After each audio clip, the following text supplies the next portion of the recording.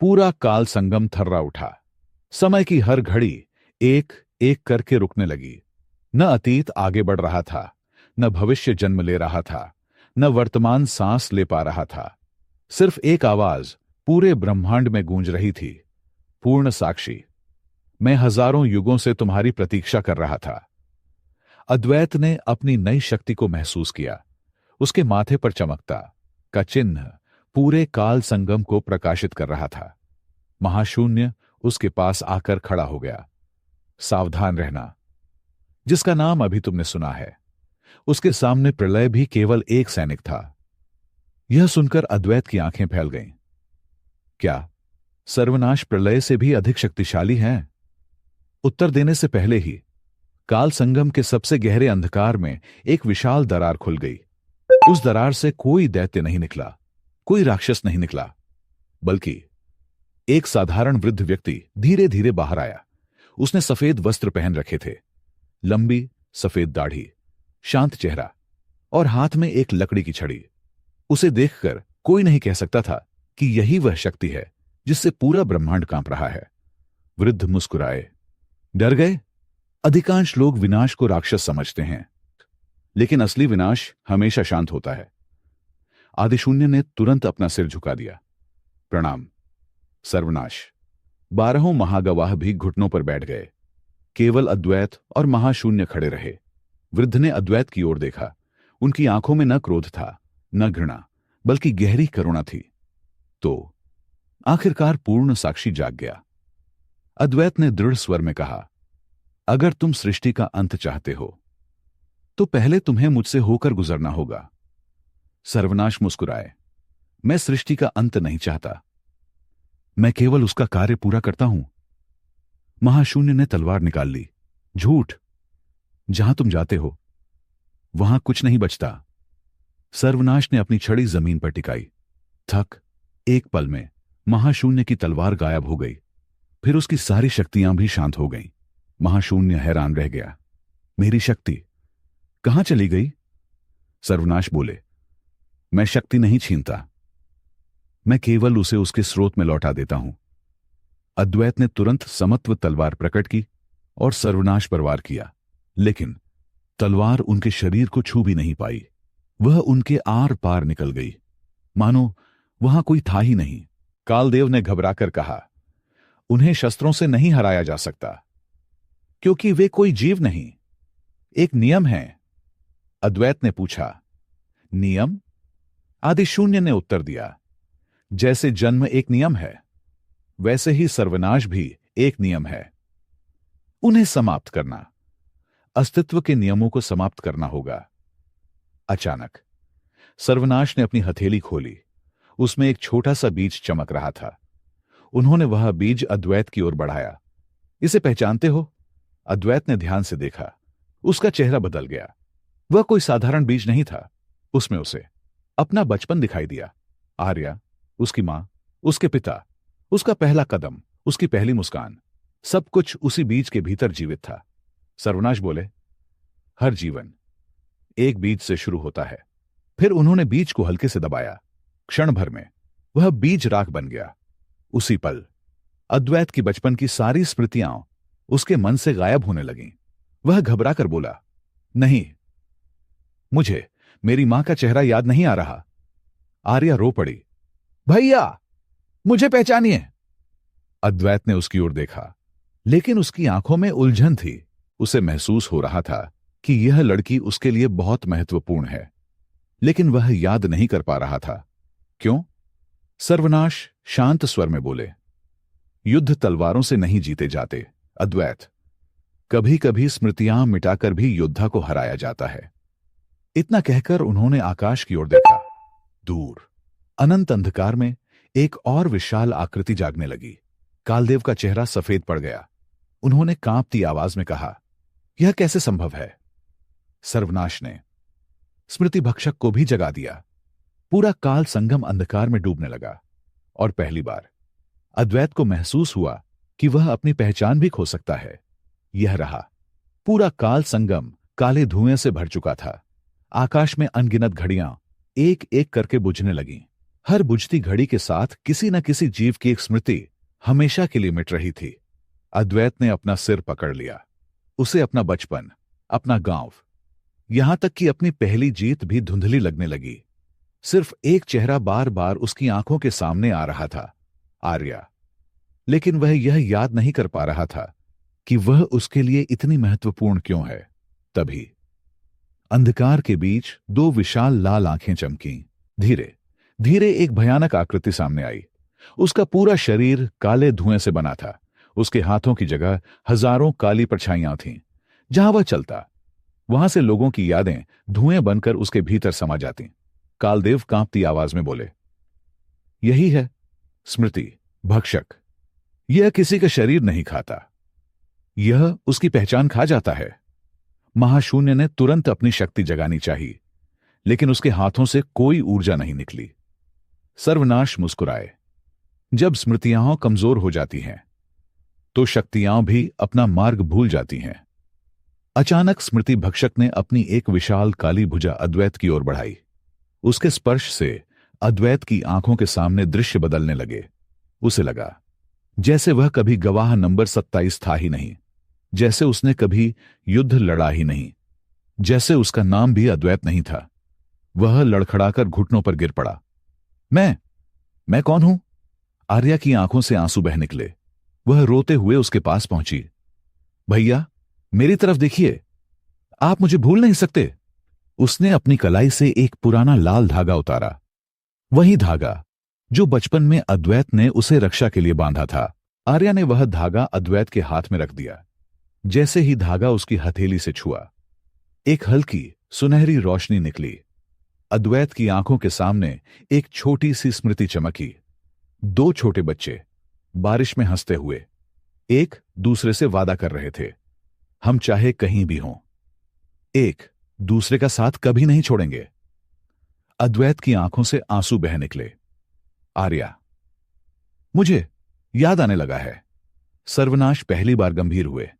दिलचस्प, रिश्ते की स्मृति स्मृति भक्षक से भी अधिक शक्तिशाली है। स्मृति भक्षक क्रोधित हो उठा। उसने एक साथ हजारों काली परछाइयां अद्वैत पर छोड़ दी। पूरे काल संगम में अंधकार फैल गया। तभी अद्वैत के माथे पर चमकता का चिन्ह तेजी से प्रकाशित होने लगा। पहले अद्वैत की आवाज उसके भीतर गूंजी, शक्ति को याद मत करो, उस कारण को याद करो जिसके लिए तुम लड़ रहे हो। अद्वैत ने धीरे धीरे अपनी आंखें बंद कर लीं। उसे अपनी मां की मुस्कान, अपने पिता का साहस, आर्या का विश्वास, अय्यन का बलिदान और महाशून्य की मित्रता याद आने लगी। हर स्मृति एक प्रकाश बनकर उसके भीतर समाने लगी।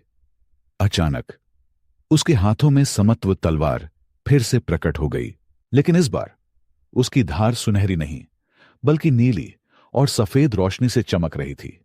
आकाश में एक दिव्य शब्द उभरा, स्मृति ज्योति। कालदेव ने आश्चर्य से कहा, असंभव। समत्व अपने दूसरे रूप में जाग गई।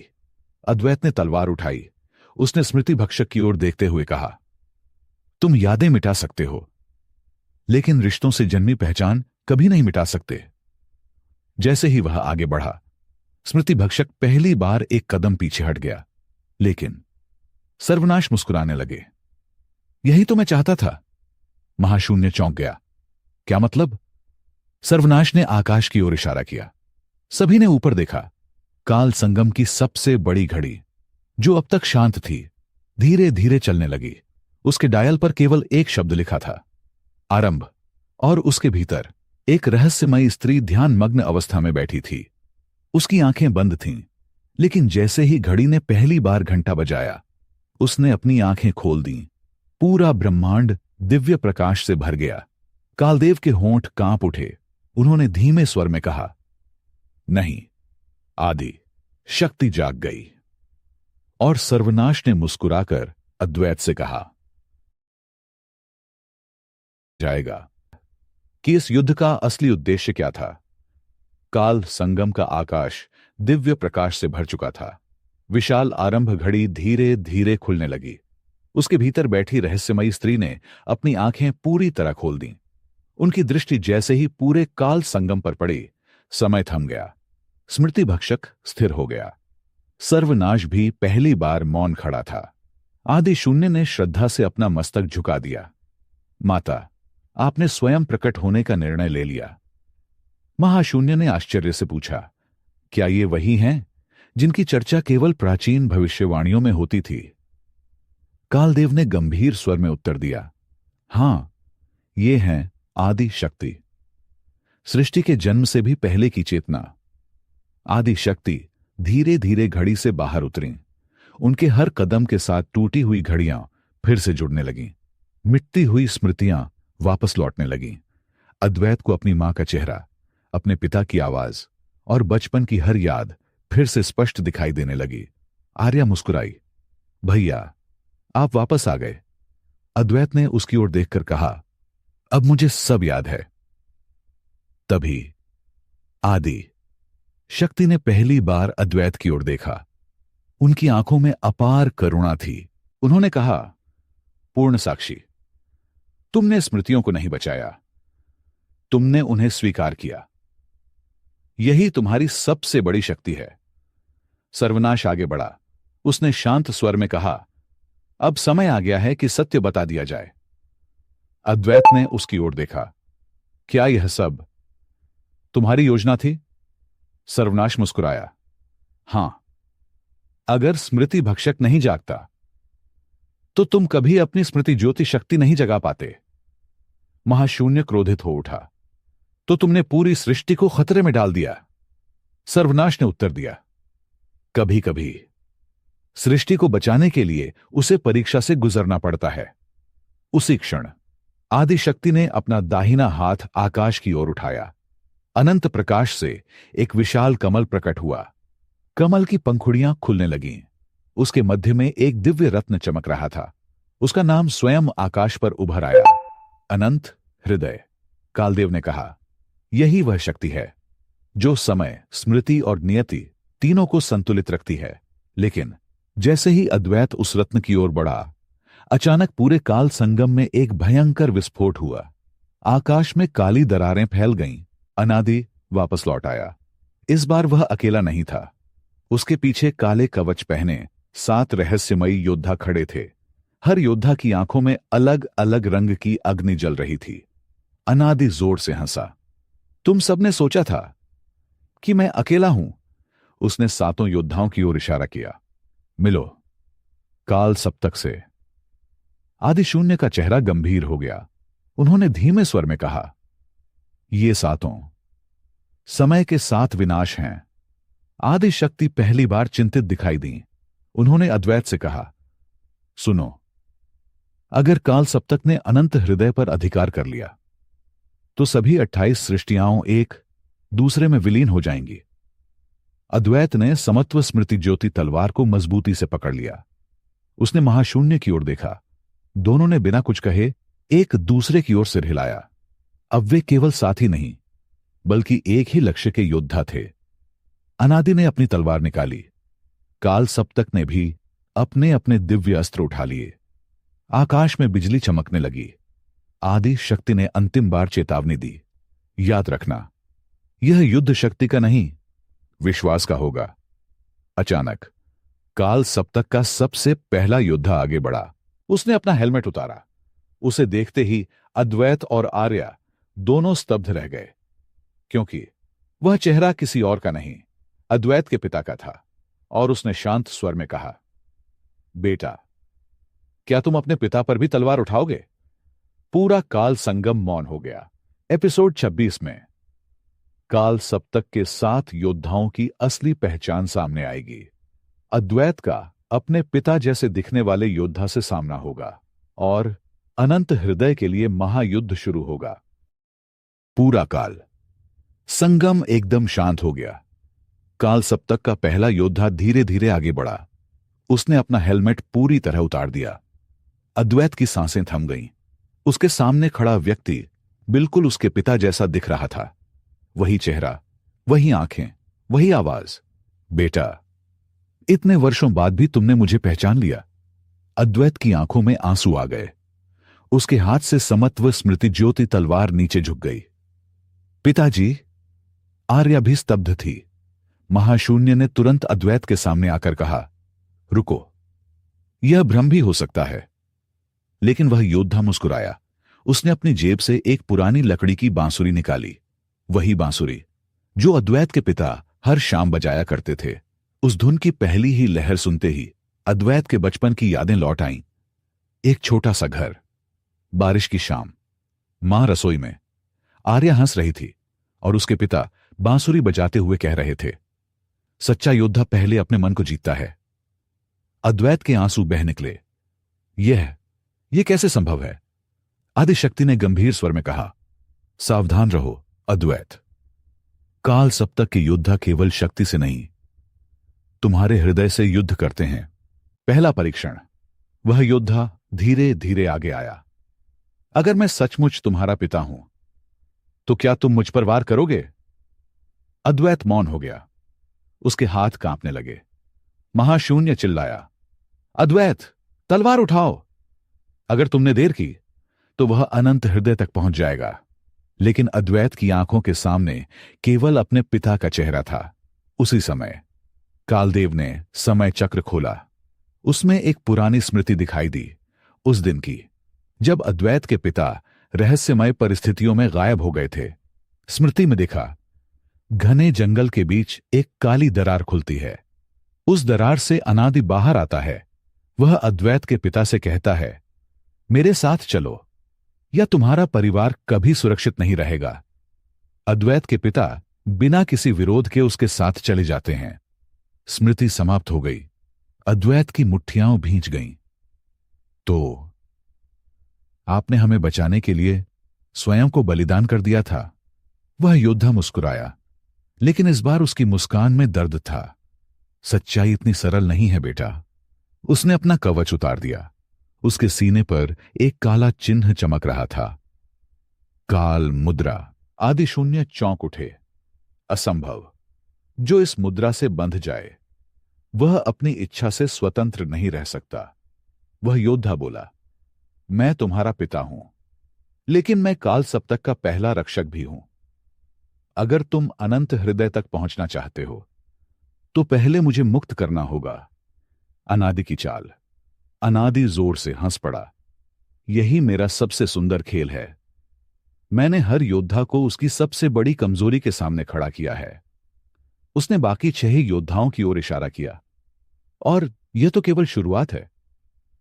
उन 6 योद्धाओं ने भी धीरे धीरे अपने हेलमेट उतारने शुरू किए। आर्या की आंखें फैल गईं। महाशून्य का चेहरा सफेद पड़ गया। आदिशक्ति ने पहली बार चिंता से आंखें बंद कर लीं, क्योंकि दूसरे योद्धा का चेहरा महाशून्य के बड़े भाई जैसा था, जिन्हें वह युगों पहले खो चुका था। तीसरे योद्धा का चेहरा आर्या की मां जैसा था, और चौथे योद्धा का चेहरा देखकर अद्वैत के पैरों तले जमीन खिसक गई।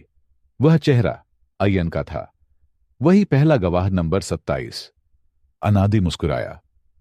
अब बताओ पूर्ण साक्षी, क्या तुम अपने प्रिय लोगों से युद्ध कर पाओगे? अद्वैत ने अपनी तलवार कसकर पकड़ ली।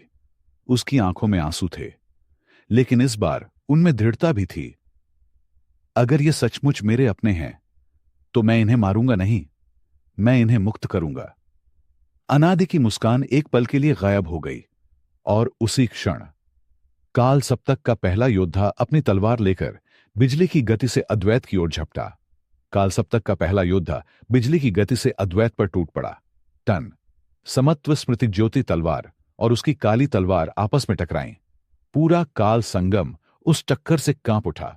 अद्वैत ने देखा, उस योद्धा की आंखों में क्रोध नहीं था, वहां केवल पीड़ा थी, मानो वह हर वार के साथ मदद की गुहार लगा रहा हो। पिता की पुकार। दोनों तलवारें भिड़ी हुई थीं।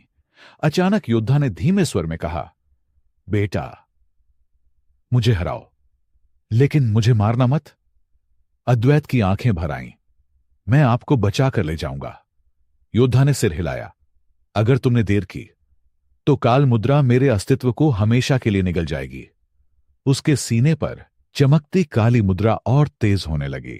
हर धड़कन के साथ उसका चेहरा बदलने लगा। कभी वह अद्वैत के पिता जैसा दिखता, कभी एक भयानक राक्षस जैसा। अनादि का खेल। अनादि दूर खड़ा मुस्कुरा रहा था। देखा पूर्ण साक्षी, तलवार चलाना आसान है, दिल पर वार करना कठिन। महाशून्य आगे बढ़ा। मैं इसकी मदद करता हूं। लेकिन जैसे ही उसने पहला कदम बढ़ाया, काल सप्तक का दूसरा योद्धा उसके सामने आ गया। उसने अपना चेहरा पूरी तरह दिखाया। महाशून्य स्तब्ध रह गया। भैया।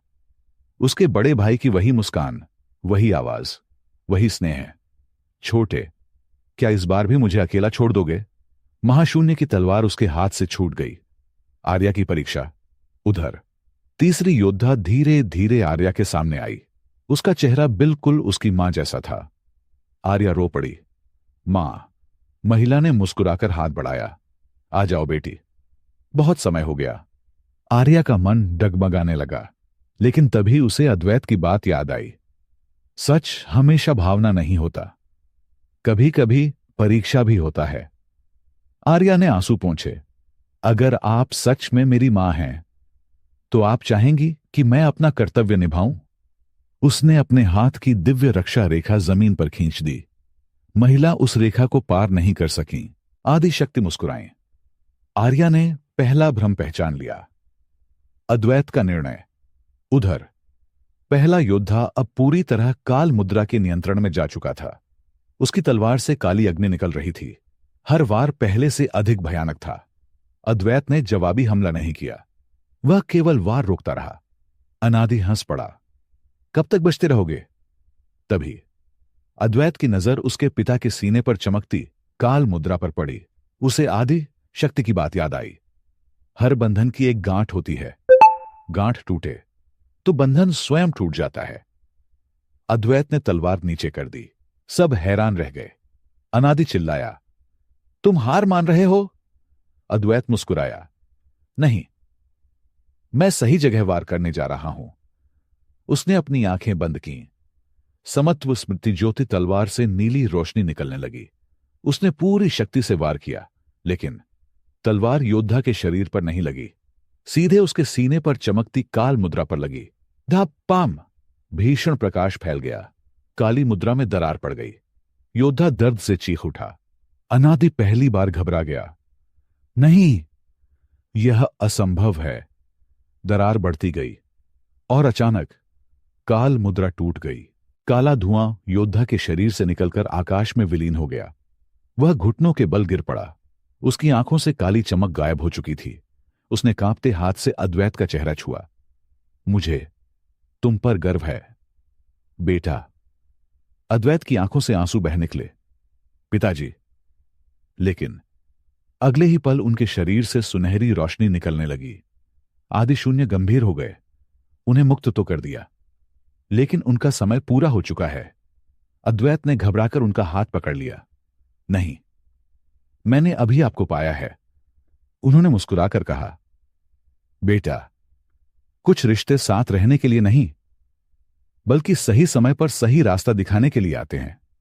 उनकी हथेली से एक छोटा सा सुनहरा लॉकेट अद्वैत के हाथ में आ गिरा।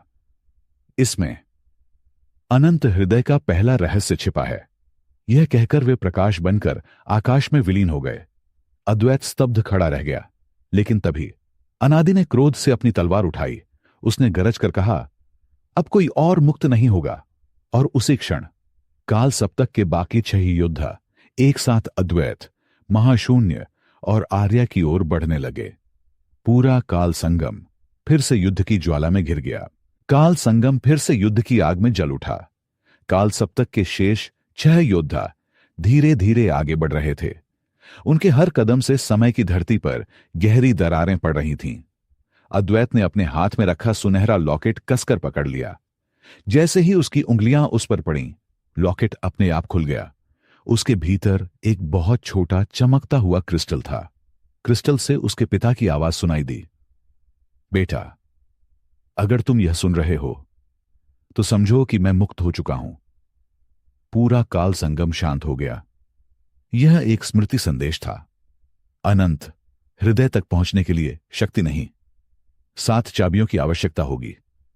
अद्वैत ने आश्चर्य से पूछा, 7 चाबियां? आवाज आगे बोली, काल सप्तक का हर योद्धा एक चाबी का रक्षक है। महाशून्य तुरंत समझ गया। इसका मतलब हमें इन्हें हराना नहीं, इनकी काल मुद्रा तोड़कर मुक्त करना होगा। आदि शक्ति ने सिर हिलाया। यही सच्चा मार्ग है। दूसरा योद्धा महाशून्य के सामने उसका बड़ा भाई खड़ा था। उसकी आंखों में दर्द था। छोटे, इस बार मुझे मत छोड़ना। महाशून्य की आंखें भर आईं। युगों पहले उसने अपने भाई को युद्ध में खो दिया था। आज वह फिर उसके सामने था। अनादि जोर से हंसा। याद रखो, भावनाएं जितनी गहरी होंगी, बंधन उतना ही मजबूत होगा। तीसरा योद्धा आर्या के सामने उसकी मां जैसी दिखने वाली योद्धा खड़ी थी। लेकिन इस बार आर्या नहीं डरी। उसने दृढ़ स्वर में कहा, अगर आप सच में मेरी मां हैं तो मुझे रोकेंगी नहीं। उसने अपने हृदय पर हाथ रखा। उसके भीतर से सुनहरी रोशनी निकली। वह रोशनी सीधे तीसरी योद्धा की काल मुद्रा से टकराई। पहली बार उस काल मुद्रा में भी हल्की दरार पड़ गई। आदिशक्ति मुस्कुराई। विश्वास भी एक चाबी है। अयन का सामना। अब चौथा योद्धा आगे आया। वह कोई और नहीं, अयन था। पहला गवाह नंबर 27। अद्वैत ने श्रद्धा से अपना सिर झुका दिया। गुरुदेव, अयन ने तलवार उठाई। सिर्फ सम्मान से कोई योग्य नहीं बनता। मुझे मुक्त करना है तो अपनी योग्यता सिद्ध करो। क्षण भर में दोनों की तलवारें टकराईं। लेकिन इस युद्ध में क्रोध नहीं था। यह एक परीक्षा थी। हर वार के साथ अयन अद्वैत को नई तकनीक सिखा रहा था। अंतिम वार के समय अयन मुस्कुराया। अब समझ गए कि तलवार की सबसे बड़ी शक्ति उसकी धार नहीं, बल्कि उसे पकड़ने वाले का उद्देश्य होता है। अद्वैत ने सिर झुकाया। उसने समत्व स्मृति ज्योति तलवार को घुमाकर सीधा अयन की काल मुद्रा पर प्रहार किया। धा, काल मुद्रा टूट गई। अयन मुक्त हो गया। उसके शरीर से सुनहरी आभा निकलने लगी। उसने अपनी मुट्ठी खोली। उसमें एक चमकती हुई सुनहरी चाबी थी। यह दूसरी चाबी है, इसे संभाल कर रखना। चाबी अद्वैत के हाथ में आ गई।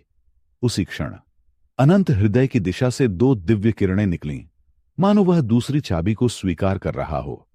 अनादि का क्रोध। अनादि का चेहरा पहली बार भय से भर गया। नहीं, अगर सातों चाबियां इकट्ठी हो गईं तो मेरी हजारों वर्षों की योजना समाप्त हो जाएगी। उसने दोनों हाथ आकाश की ओर उठा दिए। पूरा काल संगम कांप उठा। काली बिजली गिरने लगी।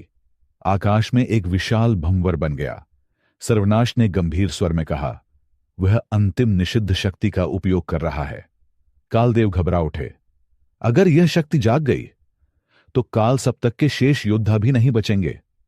अचानक भंवर के बीच एक विशाल काली तलवार प्रकट हुई। उसकी लंबाई पर्वतों से भी अधिक थी। उस पर केवल एक शब्द लिखा था, महाअंत। अनादि ने उस तलवार को पकड़ लिया। उसकी आंखें पूरी तरह काली हो गईं। वह अद्वैत की ओर देखकर बोला, अब नियम समाप्त। अब केवल विनाश होगा। अद्वैत ने दूसरी चाबी अपनी मुट्ठी में कस ली। उसके माथे पर का चिन्ह पहले से अधिक चमकने लगा। उसे महसूस हुआ, यह युद्ध अब केवल काल सप्तक से नहीं, बल्कि स्वयं महाअंत की शक्ति से होने वाला है।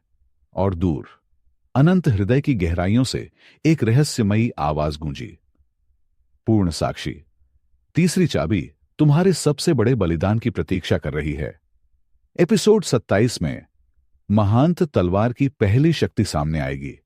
तीसरी चाबी पाने के लिए अद्वैत को असंभव बलिदान देना होगा और अनादि पहली बार अपनी